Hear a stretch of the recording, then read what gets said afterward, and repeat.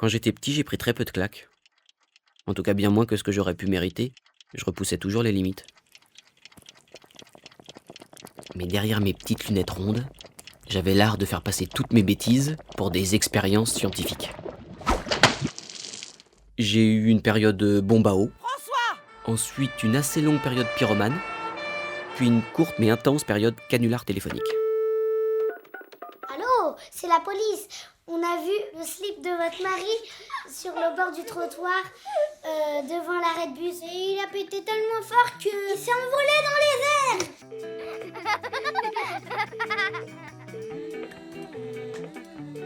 Mais ma période la plus créative, et qui engloutissait une bonne partie de mon argent de poche, ça a été la période pétard.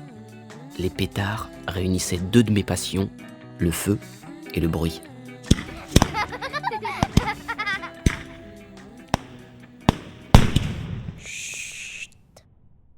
De guerre en fils. Un feuilleton de François Perrache. Épisode 1.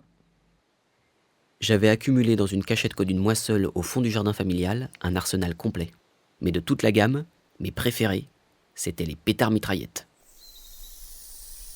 Un assemblage d'une dizaine de pétards de taille modeste, mais qui étaient reliés entre eux par une mèche unique. Mèche qui assurait,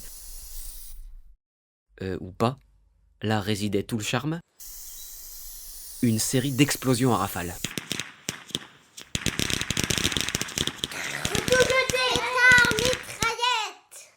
Les pétards mitraillettes donnaient au mot même de pétard toute sa saveur explosive. Avec son P et ses T, dont la prononciation seule mettait en joie. Enfin, tout ça pour dire qu'en matière de pétard, on me la fait pas. Alors ce soir-là, quand mon copain Jean-Christophe m'a dit ça doit être des pétards, j'ai dit je crois pas, non.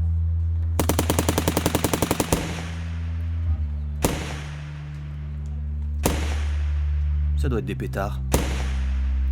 Je crois pas, non. Songe, Céphise, à cette nuit cruelle, qui fut pour tout un peuple une nuit éternelle. On était allé voir un chef-d'œuvre quelconque dans un petit théâtre de Belleville. Figure-toi Pyrrhus, les yeux étincelants, entrant à la lueur de nos palais brûlants, sur tous mes frères morts se faisant un passage, et de sang tout couvert échauffant le carnage.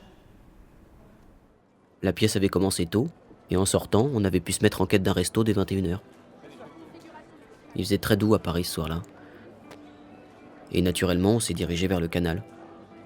Je peux assez facilement vous décrire l'itinéraire. Depuis Belleville, on descend sur 500 mètres la rue du Faubourg du Temple. Elle mène droit au canal Saint-Martin. On croise sans s'arrêter la rue Saint-Maur, l'avenue Parmentier, la petite rue d'Aix, puis, à droite, la rue Bichat.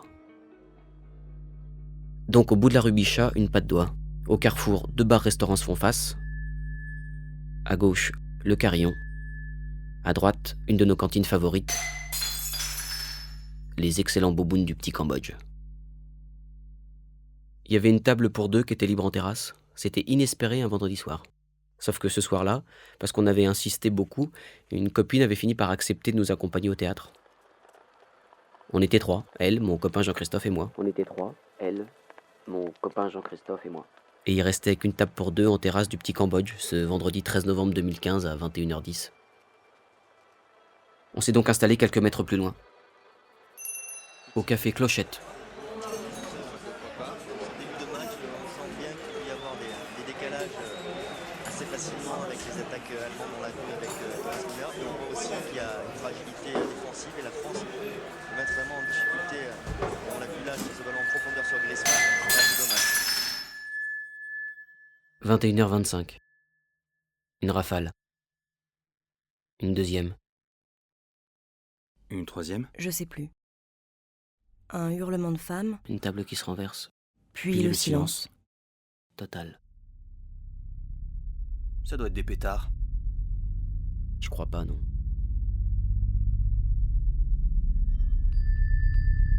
Songe au cri des vainqueurs, songe au cri des mourants.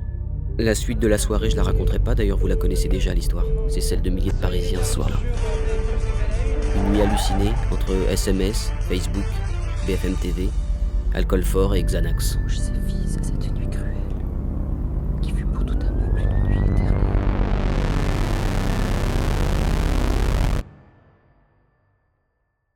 On oublie vite. On oublie vite que c'est pas le premier massacre dans Paris et que l'histoire a souvent vu couler le sang sur les trottoirs de la capitale. Mais je digresse. J'ai ouvert la boîte à chagrin et je digresse. Ce que je dois vous raconter, c'est un autre épisode de Terreur et de Coup de Feu. Un épisode qui a plus de 50 ans et dont tout le monde se fout. On ne construit rien en demandant aux enfants d'expier les fautes de leur père. Une histoire de la France et de ses colonies. Ils n'ont pas à se repentir. Disons les mots qui fâchent. Une histoire de la France avec ses Arabes. Ah non, ah non, non, non, non, non, non, non, non, non, non, non, non. Ouais, je sais, c'est fatigant. Le 13 novembre et Sarkozy, c'est un peu rude pour un premier épisode. Mais il faut que je la raconte, cette histoire. C'était il y a plus de 50 ans. Et la guerre d'Algérie ne disait pas encore son nom. Alger capitale, au commencement des 60s. Les pieds noirs quittent le navire, les colons dératisent. C'était un de ces moments de l'histoire où on persiste à minimiser, à se convaincre qu'il n'y a ni attaque, ni défense, ni résistance, ni combat, mais juste des événements. 1961, période estivale. C'est la guerre d'Algérie et son festival. Et pourtant les combats faisaient rage sur le territoire algérien. Et presque tous les jours, en métropole, notamment au cœur de Paris, la police française et les militants du Front de Libération Nationale algérien, enfin bref, les flics et les militants FLN, se tiraient dessus en plein jour, dans la rue, dans le métro, à la sortie des cinémas. À l'automne 61, quand commence notre histoire, les deux camps savent que l'indépendance est inévitable. Je vous ai compris. FLN d'un côté, gouvernement français de l'autre, chacun met une pression maximale pour peser dans les ultimes négociations. En quelques semaines, entre août et octobre 1961, plus de 10 policiers parisiens sont abattus par ceux qu'on appelait déjà les terroristes. Au triste chapitre du terrorisme, il nous faut encore rappeler, Jean Lanzy, un attentat connu depuis ce matin, un attentat FLN qui est la cause d'une vive émotion à Paris. Cet automne-là, la dernière victime dans cette série d'attentats, le dernier mort dans les rangs de la police, a été tué de 6 balles le 2 octobre 1961. Il s'appelait Georges Perrache. Et c'était mon grand-père. Un officier de police, Georges Perrache, a été tué ce matin par 3 terroristes nord-africains, et cela à l'heure même où à la préfecture de police on célébrait les obsèques d'un autre gardien de la paix, victime lui aussi de tueurs FLN, Jean Demoire. Les attentats contre les policiers deviennent en effet presque quotidiens à Paris. Celui de ce matin s'est déroulé dans un bureau d'assistance technique aux travailleurs nord-africains, rue du Colonel Monteil.